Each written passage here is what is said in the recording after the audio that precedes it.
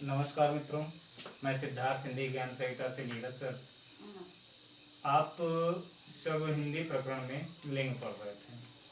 उसके उपरांत हम लोगों को अन्य प्रतियोगी परीक्षाओं में, चाहे वो टेट हो, सीटेट हो, सुपर टेट हो या अन्य कोई प्रतियोगी परीक्षा हो, टीजीटी, पीजीटी, उनमें से क्या है कि सर्वनाम से एक या दो प्रश्न पूछे जाते हैं, चाहे हमारा यूपीडीएलएड हो।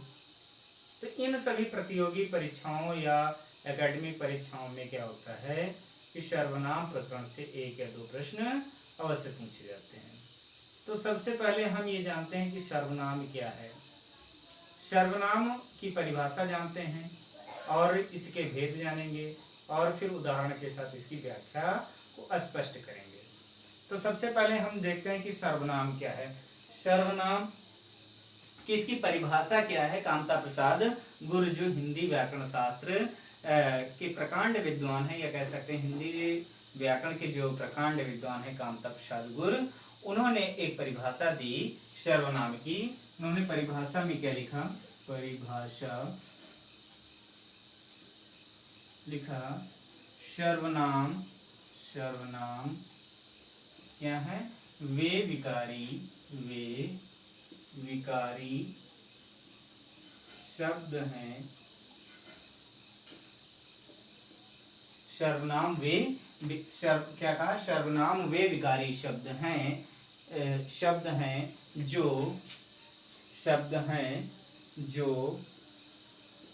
पूर्वापर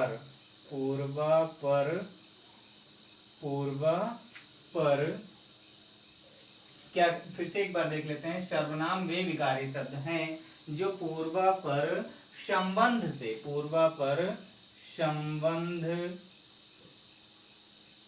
से संज्ञा के बदले आते हैं। एक बार फिर से देखते हैं। कामता प्रसाद गुरु ने ये परिभाषा किसने दी? कामता प्रसाद गुरु। किसने दिया? कामता प्रसाद गुरु ने। तो कामता प्रसाद गुरु ने सर्वनाम को व्याख्यात करते हुए कहा, सर्वनाम वे विकारी शब्द हैं जो पूर्वापर संबंध से संज्ञा के बदले आते हैं। तो अब समझते हैं इसमें क्या है। सर्वनाम वे विकारी शब्द हैं। विकार का मतलब होता है कि देखिए शब्द दो प्रकार के होते हैं, विकारी और अविकारी। तो संज्ञा, सर्वनाम, क्रिया, विशेषण, ये शब्द किस में आते हैं? विकारी शब्द में आते हैं। तो एक प्रश्न तो यहां से भी पूछा जा सकता है कि सर्वनाम शब्द है तो विकारी है। सर्वनाम शब्द कैसा है? विकारी है। अब कह रहा है कि शब्द है जो पूर्वापर संबंध से, पूर्व प्लस अपर, इसकी अगर हम इसकी संविच्छेद कर देते हैं तो क्या हो जाएगा? पूर्व प्लस अपर, अपर मीन्स होता है दूसरा और पूर्व का अर्थ हो जाएगा पहला। अर्थात पहले और दूसरे से क्या होता है? संबंध से संज्ञा के बदले आते हैं। इन्होंने क्या परिभाषा दी? सर्वनाम वे विकारी शब्द हैं जो पूर्वापर संबंध से संज्ञा के बदले आते हैं। अब देखते हैं कि संज्ञा के बदले, संज्ञा में क्या होता है कि जैसे कोई व्यक्ति का नाम हो सकता है, वस्तु का नाम हो सकता है, स्थान का नाम हो सकता है। तो ऐसे स्थिति में क्या है? उनके बदले आते हैं। तो जैसे अगर हम व्याख्यात करते हुए इसमें उदाहरण के तौर पर क्या कहा, जैसे मैं, तुम, वह आदि, ये शब्द क्या है? इनको हम क्या कहेंगे? सर्वनाम कहेंगे। तो अब इसमें ये कह सकते हैं कि जैसे मेरा नाम सोहन है। तो अब यहां पर जैसे इसमें क्या कहा गया? मेरा नाम सोहन है। मेरा नाम सोहन है। अब इसके बाद क्या है? यहां पर ये क्या हुआ कि जो व्यक्ति अपना परिचय दे रहा है वो सोहन है। अब ये क्या कह रहा है कि मैं बाराबंकी में रहता हूं। बाराबंकी में रहता हूं।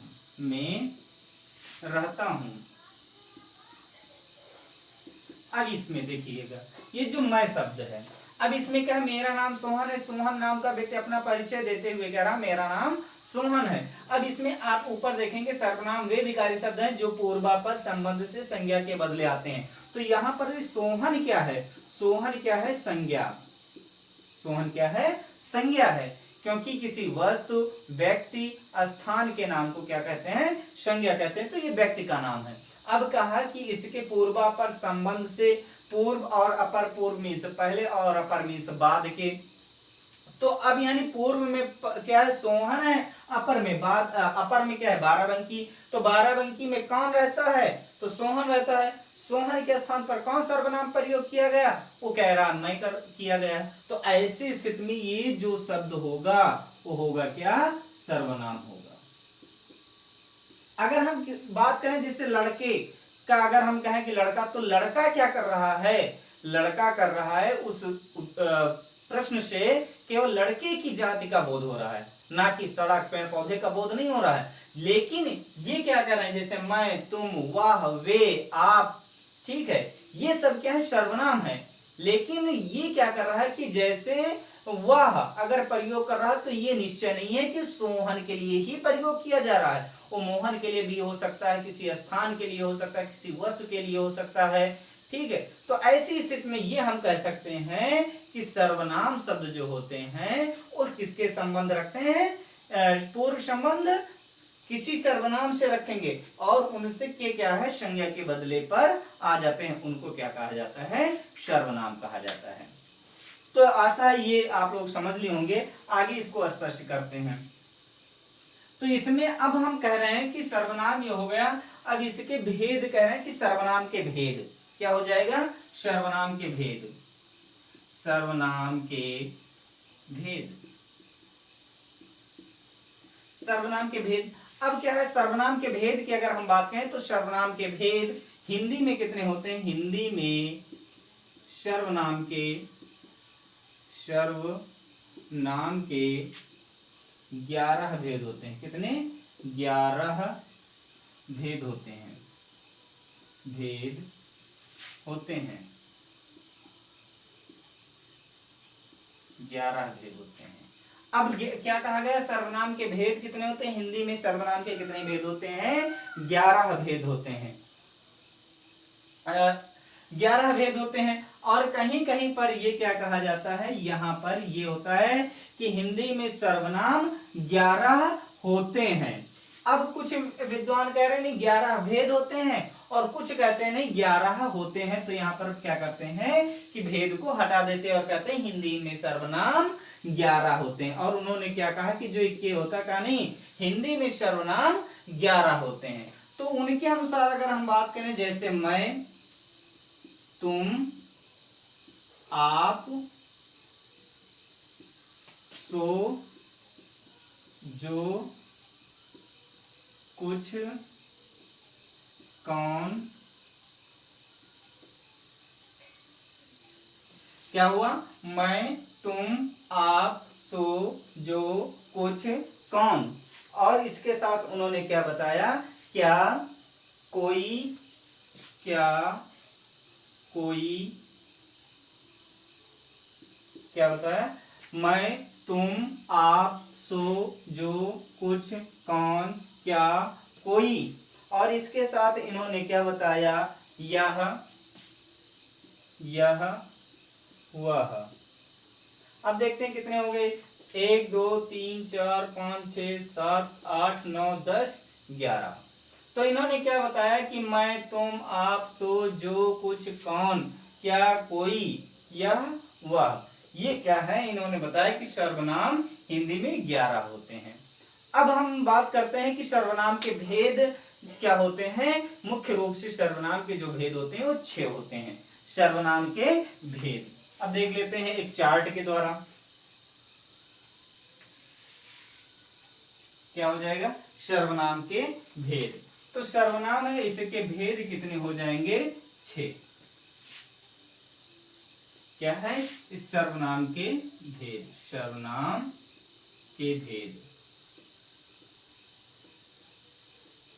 ठीक। तो सर्वनाम के भेद क्या है? अब सर्वनाम के भेद में अगर हम सबसे पहले बात करते हैं तो क्या हो जाएगा? पुरुषवाचक। क्या हो जाएगा? पुरुषवाचक। पुरुषवाचक। और पुरुषवाचक के बाद क्या हो जाएगा? पुरुषवाचक। दूसरा हो जाएगा निजवाचक। तीसरा हो जाएगा निश्चयवाचक। निश्चयवाचक। चौथा हो जाएगा अनिश्चयवाचक। अनिश्चयवाचक। पांचवा हो जाएगा संबंधवाचक। संबंधवाचक। और अंतिम हो जाएगा प्रश्नवाचक। प्रश्नवाचक। ये क्या है? सर्वनाम के भेद हो गए। सर्वनाम के भेद कितने हुए? पुनः एक बार देख लेते हैं। सर्वनाम के 6 भेद हो गए। कौन कौन से? पुरुषवाचक, निजवाचक, निश्चयवाचक, अनिश्चयवाचक, संबंधवाचक और प्रश्नवाचक। अब इसके बाद कहा कि जो पुरुषवाचक हैं इनको क्या कहा गया कि 3 उपभागों में पुनः बांट दिया गया। तो पहला क्या हो जाएगा? क्या कहा? इसका उत्तम पुरुष। उत्तम पुरुष। फिर क्या हो जाएगा? मध्यम पुरुष। मध्यम पुरुष। और क्या हो जाएगा? मध्यम पुरुष हो जाएगा। और इसके बाद हो गया प्रथम पुरुष। प्रथम पुरुष। प्रथम, उत्तम पुरुष, मध्यम पुरुष और प्रथम पुरुष। तो सर्वनाम के भेद कितने हो गए? 6। पुरुषवाचक, निजवाचक, निश्चयवाचक, अनिश्चयवाचक, संबंधवाचक, प्रश्नवाचक। अब इसके बाद क्या कहा गया? जो पुरुषवाचक हैं इनको 3 उपभागों में बांट दिया गया। उत्तम पुरुष, मध्यम पुरुष और प्रथम पुरुष। ठीक है। अब इसमें हम एक थोड़ा सा और देखते हैं कि उत्तम पुरुष में कौन आते हैं, मध्यम पुरुष में कौन आते हैं और प्रथम पुरुष में कौन आते हैं। तो उत्तम पुरुष में क्या आते हैं कि इसमें आ जाएगा मैं या मेरा। अब इसको कहते हैं मैं या मेरा हो जाएगा, या कह सकते हैं इसमें क्या हो जाएगा? लेखक या वक्ता हो जाएगा। लेखक या वक्ता जो होगा वो होगा क्या? उत्तम पुरुष होगा। मध्यम पुरुष में क्या हो जाएगा? मध्यम पुरुष में हो जाएगा तुम या तू या आप भी हो सकता है। आप कहां पर? क्योंकि ये आप जो है बहुवचन शब्द है और ये क्या होता है कि जहां पर सम्मान सूचक शब्दों का हम प्रयोग करते हैं तो वहां पर आप का प्रयोग कर लेते हैं। ठीक। अब इसके बाद में इसमें प्रथम पुरुष में क्या आ जाएगा? प्रथम पुरुष में क्या हो जाएगा? संज्ञाएं। संज्ञाएं आएंगी। क्या होंगी? लेकिन क्या होंगे? उत्तम पुरुष और क्या हो जाएगा? उत्तम पुरुष को छोड़कर, उत्तम पुरुष को छोड़कर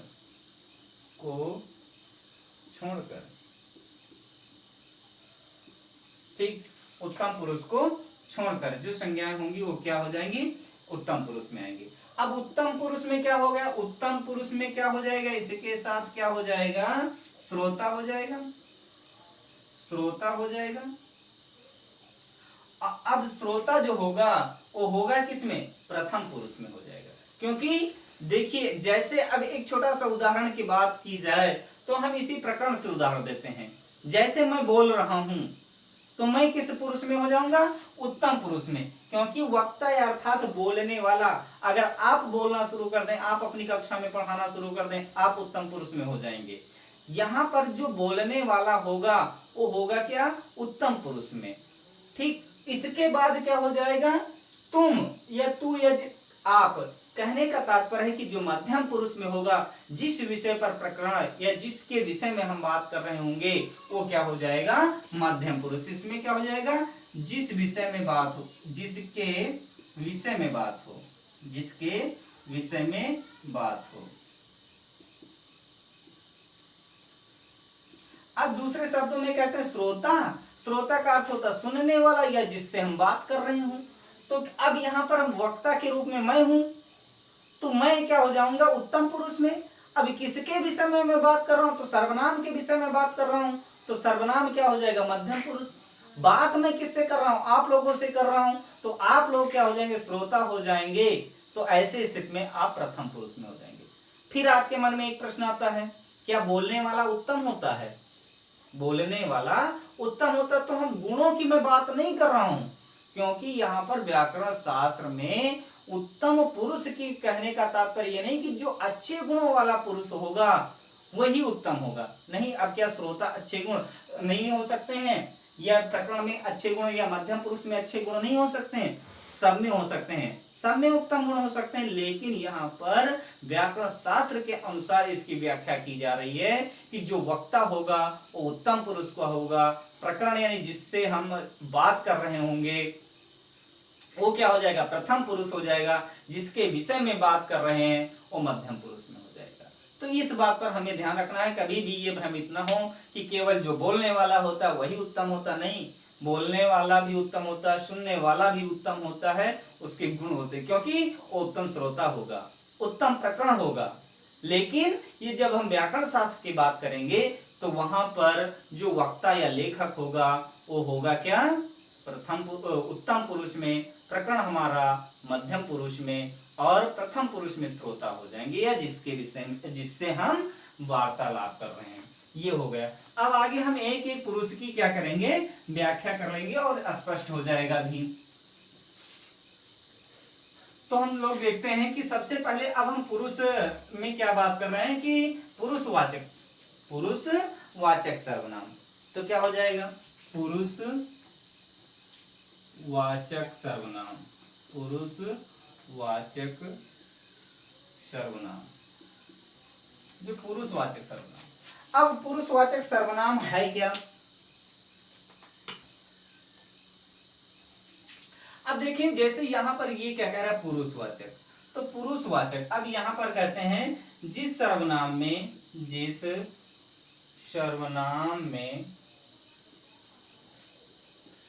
स्त्री या पुरुष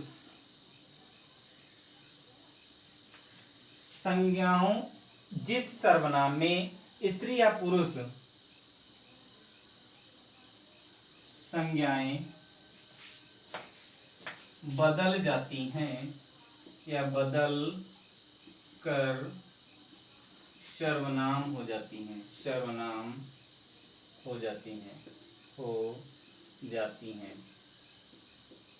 ठीक, वो क्या कहलाते हैं? पुरुषवाचक। अब इसमें पुरुषवाचक में ऐसा नहीं कि केवल पुरुष ही आएंगे, मेल ही आएंगे, नहीं, इसमें स्त्री भी आ सकते हैं और पुरुष भी आ सकते हैं। तो इसमें अभी हम लोगों ने उत्तम पुरुष, प्रथम, मध्यम पुरुष और प्रथम पुरुष की बात कर ली है। तो एक बार पुनः इसमें हम देखते हैं कि उत्तम पुरुष में क्या होगा। तो उत्तम पुरुष में अगर हम बात करते हैं बदलकर सर्वनाम हो जाते हैं। तो जैसे अभी इसके पहले एक उदाहरण द्वारा स्पष्ट किया गया था, तो हो गया था, सोहन का उदाहरण दिया गया था, उसके स्थान पर मैं प्रयोग हुआ, तो क्या हो गया? सर्वनाम। तो यहां पर हम देखते हैं उत्तम पुरुष, उत्तम पुरुष। तो उत्तम पुरुष में क्या हो जाएगा? मैं और मेरा, मैं और मेरा, ये क्या है कि उत्तम पुरुष में हो जाएगा। क्या हो जाएगा? उत्तम पुरुष में हो जाएगा। मैं हो जाएगा, मेरा हो जाएगा, या कभी आ जाता है हम, ठीक है। तो मैं, मेरा, हम, ये किस में हो जाएंगे? उत्तम पुरुष में हो जाएंगे। अब इसके बाद क्या है? मध्यम पुरुष। मध्यम पुरुष, मध्यम पुरुष में क्या आ जाएगा? तू हो जाएगा, तुम हो जाएगा, और क्या हो जाएगा? आप हो जाएगा। तू, तुम, आप, ये क्या हो जाएंगे? मध्यम पुरुष में हो जाएंगे। अब इसके बाद क्या हो जाएगा? आपका प्रथम पुरुष, प्रथम पुरुष। तो प्रथम पुरुष में वह हो जाएगा, वे हो जाएंगे, वह हो गया, वे हो गए, यह हो गया, ये सब क्या हो जाएंगे? ये सब प्रथम पुरुष में हो जाएंगे, ठीक। ऐसी स्थिति में क्या है? वह, वे, यह जो है ये प्रथम पुरुष के उदाहरण हो जाएंगे। अब आगे हम देखते हैं कि निजवाचक सर्वनाम। क्या देखते हैं? निजवाचक सर्वनाम। तो निजवाचक सर्वनाम हम देखते हैं।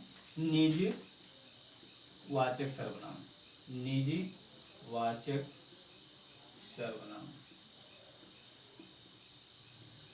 निजवाचक सर्वनाम। अब निजवाचक सर्वनाम क्या कहता है कि इस निजवाचक सर्वनाम का देखिए, निजवाचक सर्वनाम, निजवाचक सर्वनाम का रूप आप होता है। क्या होता है? आप होता है। इसका रूप क्या होता है? आप। निजवाचक सर्वनाम का रूप क्या होता है? आप होता है। लेकिन पुरुषवाचक के, अब देखेंगे लेकिन क्या होता है। अब यहां पर एक कंडीशन कामता प्रसाद गुरु ने रखी। अभी आप लोगों ने मध्यम पुरुष में, यानी जो आप लोगों ने पुरुषवाचक सर्वनाम पढ़ा, तो पुरुषवाचक सर्वनाम में आपने मध्यम पुरुष में भी पढ़ा तू, तुम और आप। तो इसलिए हम कह सकते हैं कि जो पुरुषवाचक सर्वनाम की बात कही गई थी, तो वहां से पुरुषवाचक सर्वनाम से आप ये जो होता है बिल्कुल भिन्न होता। तो लिख सकते हैं कि पुरुषवाचक सर्वनाम के आप से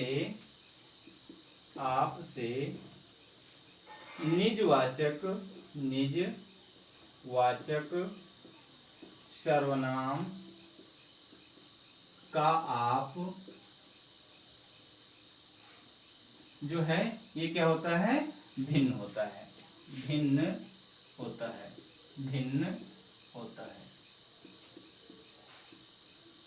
ठीक। अब देखें, पुरुषवाचक सर्वनाम के आप से निजवाचक सर्वनाम का आप क्या होता है? भिन्न होता है। अब देखेंगे, अब यहां पर जैसे उदाहरण के बात कही जाए, जैसे आप मेरे सिर आंखों पर, तो यहां पर जो आप प्रयोग किया गया है ये क्या हो जाएगा? निजवाचक का हो जाएगा, निजवाचक सर्वनाम का रूप हो जाएगा। अब देखते हैं कि अब यहां से थोड़ा सा इतना, अब आगे कामता प्रसाद गुरु ने कहा कि जो ये निजवाचक सर्वनाम है इसकी कई कंडीशन है। 4 कंडीशनों के द्वारा इन्होंने कहा कि ये आप सर्वनाम, ये जो आप है ये प्रयुक्त होता है। तो पहली इन्होंने क्या शर्त रखी? पहली इन्होंने शर्त रखी कि निजवाचक सर्वनाम जो है क्या होता है? निजवाचक सर्वनाम किसी संज्ञा का सर्वनाम के अवधारणा के रूप में आता है। निजवाचक सर्वनाम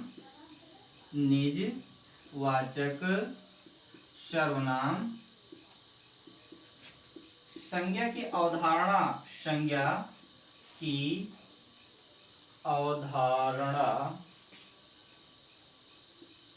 के लिए आता है। अवधारणा के लिए आता है। हाँ, अब इसमें हम देखेंगे इन्होंने क्या बताया कि निजवाचक सर्वनाम संज्ञा की अवधारणा के लिए होता है।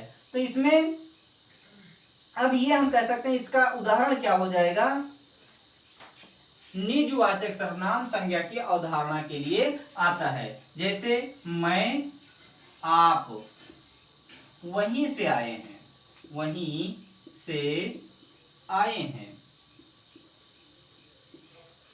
मैं, आप वहीं से आए हैं। तो ऐसी स्थिति में क्या है? मैं और आप, अब यहां पर मिला क्या? आप। और एक चीज ये भी ध्यान रखिए, आप जहां पर यह स्वयं मिल जाए ऐसी स्थिति में निजवाचक सर्वनाम होता है। तो ये क्या है कि मैं, आप वहीं से आए हैं। अब क्या है? निजवाचक सर्वनाम संज्ञा की अवधारणा के लिए आता है। तो ये जो आप है, आप कोई एक व्यक्ति होगा जिससे आप परिचित हैं, या जैसे आप कहते हैं कि मैं भी लखनऊ का रहने वाला हूं और वो कहता है कि नहीं मैं भी लखनऊ का रहने वाला हूं, तो दोनों व्यक्ति आपस में बात करते हैं कि मैं और आप वहीं से आए, अर्थात वहीं क्या हो जाएगा? लखनऊ हो जाएगा। और ये क्या है? आप जो है उस व्यक्ति के लिए प्रयोग किया गया है जिसका कोई भी दिनेश, महेश, सुरेश या कोई भी नाम हो सकता है। तो यहाँ पर क्या है कि निजवाचक सर्वनाम संज्ञा की अवधारणा के लिए होता है। तो संज्ञा की अवधारणा यहाँ पर क्या थी कि जैसे इसका राजेश नाम था इस व्यक्ति का, तो इसमें क्या हुआ? राजेश के लिए आप प्रयोग किया गया। तो ऐसी स्थिति में ये क्या है? निजवाचक सर्वनाम संज्ञा की अवधारणा के लिए भी प्रयुक्त होता है। दूसरी कंडीशन इन्होंने क्या बताई कि सर्वसाधारण के अर्थ के रूप में। इन्होंने दूसरी क्या बताया, सर्व साधारण अर्थ के रूप में, सर्वसाधारण के अर्थ के रूप में भी क्या होता है, सर्वनाम का प्रयोग किया जाता है। अब ऐसी स्थिति में सर्वसाधारण अर्थ के रूप में प्रयोग किया जाता है, किया जाता है। अब एक उदाहरण से स्पष्ट कर लेते हैं। सर्वसाधारण यानी सभी के लिए एक जैसा, जैसे आप भले तो जग भला, आप भले तो जग भला, जग भला।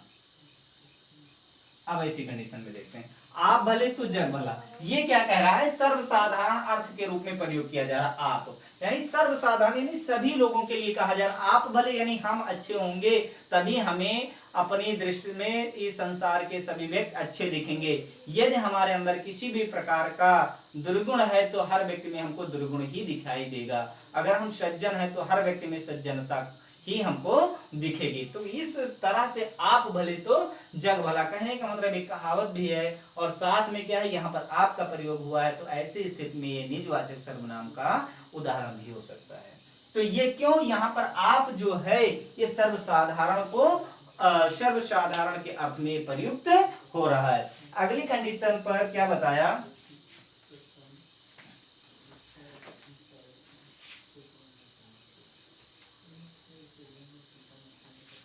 इन्होंने अगली शर्त में कहा जो सर्वनाम के अर्थ में भी आपका प्रयोग, सर्वसाधारण के अर्थ के रूप में भी प्रयोग होता है। अगला अवधारणा के अर्थ क्या बताया, अवधारणा के अर्थ में कभी कभी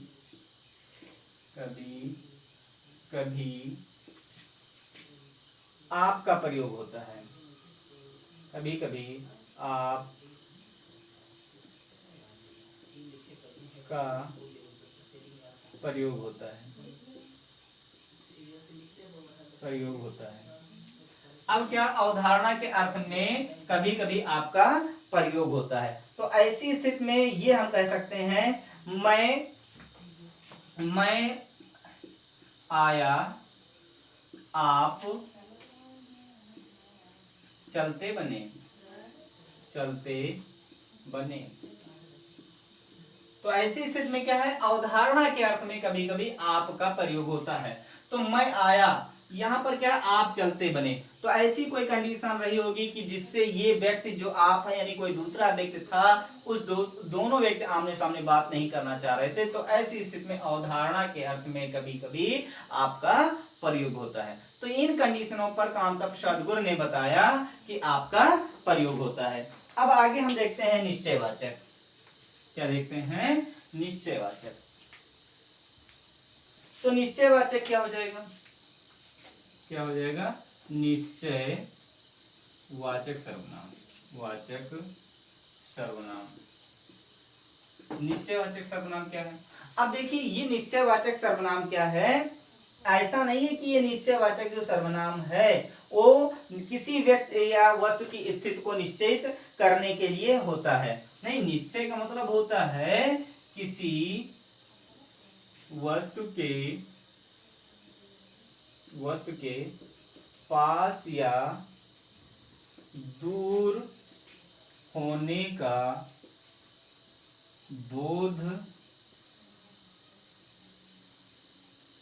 बोध जिन सर्वनाम शब्दों से होता है,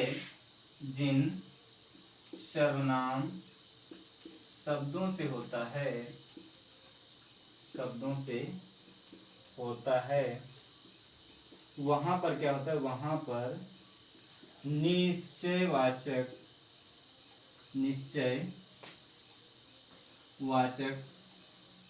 सर्वनाम होता है। निश्चयवाचक सर्वनाम होता है। अब वहां पर क्या होता है, निश्चयवाचक सर्वनाम होता है। अब यहाँ पर क्या लिखा है, किसी वस्तु के पास या दूर होने का बोध जिन सर्वनाम शब्दों से होता है, वहां पर क्या होता है कि वहां पर निश्चयवाचक सर्वनाम होता है। तो ऐसी स्थिति में क्या है,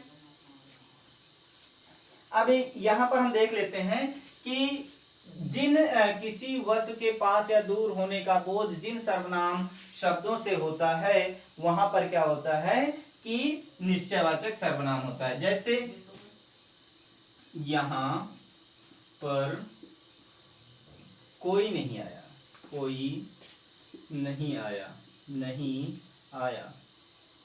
अब यहाँ पर तो कोई तो सर्वनाम है, लेकिन यहाँ जो है ये स्पष्ट कर रहा है कि किसी नजदीक की स्थान का बोध करा रहा है। ठीक है, वहां अब दूसरा उदाहरण देखते हैं। तो ये क्या कर रहा है, ये कर रहा है पास के लिए इंडिकेट। क्या कर रहा है, पास के लिए। यहां पर कोई नहीं आया, तो यहां पर जो कोई नहीं आया तो कोई जो होगा वो क्या होगा, निश्चय वाचक सर्वनाम। और लेकिन यहां पर यानी यहां जो है वो नजदीक के लिए या पास के लिए ये प्रयुक्त हो रहा है, इसलिए यहां पर निश्चयवाचक सर्वनाम हो जाएगा। वहां पर कौन रो रहा है, कौन रो रहा है, तो अब ये क्या है, दूर के लिए प्रयोग किया रहा है। अब जो कहते हैं वहां अगर हम इंडिकेट करते हैं यहां, यहां का मतलब हमारे नजदीक, और वहां की अगर हम बात करते हैं तो वहां क्या होता है, कहीं दूर की हम बात कर रहे हैं। तो ऐसी स्थिति में क्या हो जाएगा कि वहां पर कौन रो रहा है, तो कौन क्या है कि कोई व्यक्ति होगा जिससे हम अपरिचित हैं, जिसको हम जानते नहीं है, लेकिन वहां पर कोई रो रहा है ये निश्चय हो रहा है। निश्चय कैसे हो रहा है, वहां पर कोई रो रहा है, लेकिन ये निश्चय नहीं होता कौन रो रहा है, लेकिन ये भी तो निश्चय हो रहा है कि वहां पर कोई ना कोई व्यक्ति रो रहा है। तो ऐसी स्थिति में क्या हो जाएगा, निश्चयवाचक सर्वनाम। अब हम फिर बात करते हैं अनिश्चयवाचक सर्वनाम की। क्या हो जाएगा, अनिश्चयवाचक सर्वनाम। अनिश्चयवाचक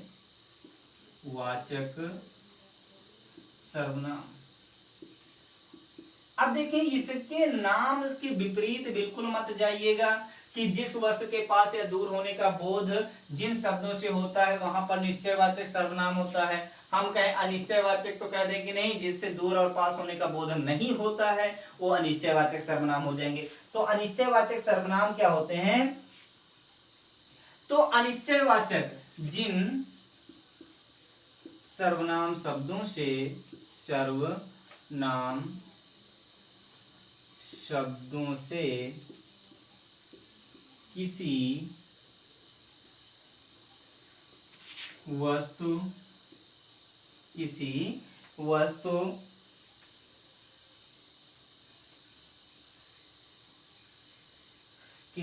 जिन सर्वनाम शब्दों से किसी निश्चित वस्तु का, ये लिख लेंगे, किसी निश्चित वस्तु का बोध ना हो, बोध ना हो, तो क्या कहलाता, ना हो,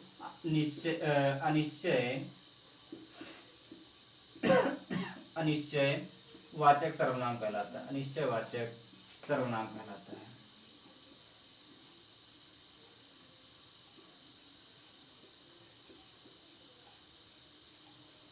अब देखेंगे तो क्या कहा, जिन सर्वनाम शब्दों से किसी निश्चय वस्तु का बोध न हो अनिश्चयवाचक सर्वनाम कहलाता है।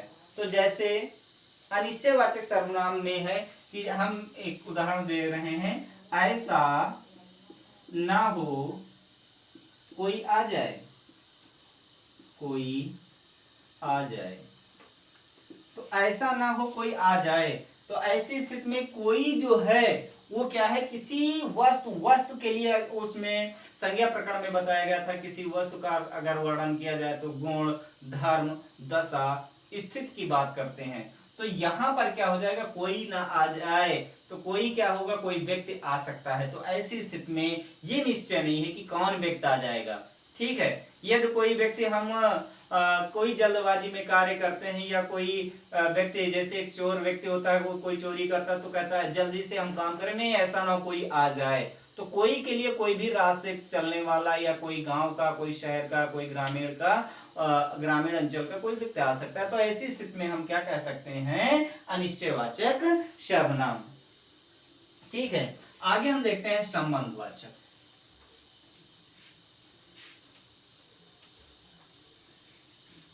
क्या हो जाएगा? संबंधवाचक।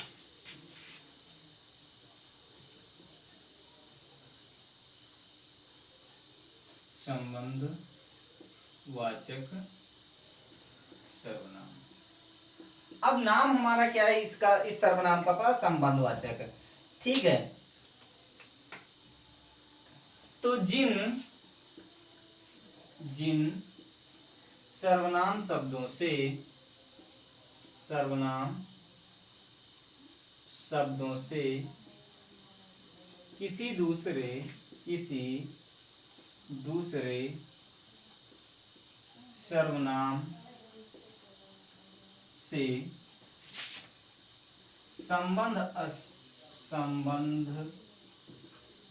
संबंध स्पष्ट किया जाए।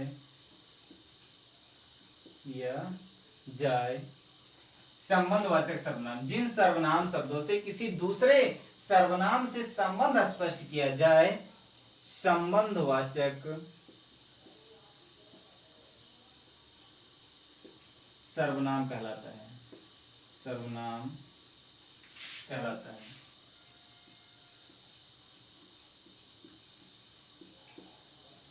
सर्वनाम कहलाता। अब ऐसी स्थिति में उदाहरण हम देखते हैं।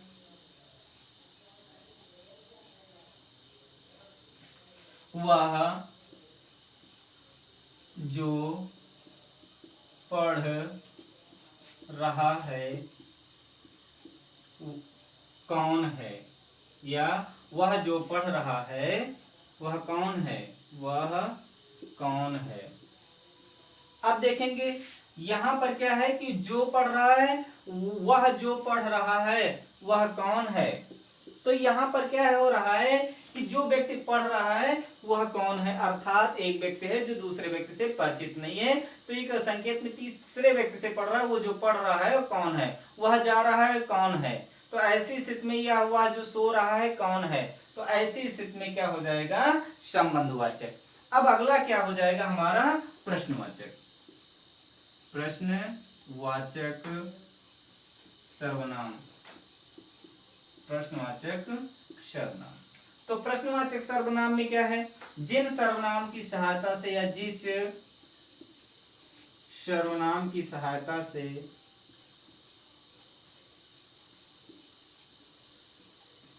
से प्रश्न पूछे जाते हैं। प्रश्न पूछे जाते हैं।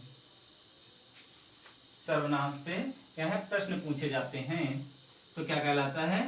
प्रश्नवाचक सर्वनाम कहलाता है। जैसे तुम्हारा क्या नाम है? तुम्हारा क्या नाम है? नाम है। वह कौन जा रहा है? वह कौन जा रहा है। अब इस तरह से क्या कहें कि इसमें क्या, कौन, ठीक है, क्या, कौन, इस तरह के अगर प्रश्नवाचक शब्द आ रहे हैं तो इनसे हम क्या स्पष्ट कर सकते हैं कि प्रश्नवाचक सर्वनाम होगा। तो इस तरह से सर्वनाम का प्रकरण हम लोगों का पूरा होता है। और ये हम लोग ध्यान रखेंगे कि अगर एक ट्रिक के माध्यम से पढ़ाया जा रहा है वो अस्थायी नहीं होता है। जब तक हम लोग सर्वनाम या किसी भी प्रकरण के भेदों का पूर्ण रूप से उसका व्याख्यात्मक हल न समझें तब तक वो हमारे लिए उपयोगी नहीं हो सकता है। अगर हम ट्रिक के पीछे भाग रहे हैं तो ट्रिक हमें कितने दिन, केवल वो हो सकता है कि हमें अभी समझ में आ जाए, लेकिन जब हम परीक्षा कक्ष में पहुंचे तो वहां पर ट्रिक हम भूल जाएं। तो ऐसी स्थिति में अगर हम व्याख्यात्मक हल समझ रहे हैं, परिभाषाएं हमारी समझ में आ रही हैं, व्याकरण शास्त्र के नियमानुसार हम उसका अध्ययन कर रहे हैं, तो निश्चित ही उसका हमें कहीं पर दुराव नहीं होगा, वो हमारे मस्तिष्क में सदैव के लिए हो जाएंगी। Thank you, have a nice day.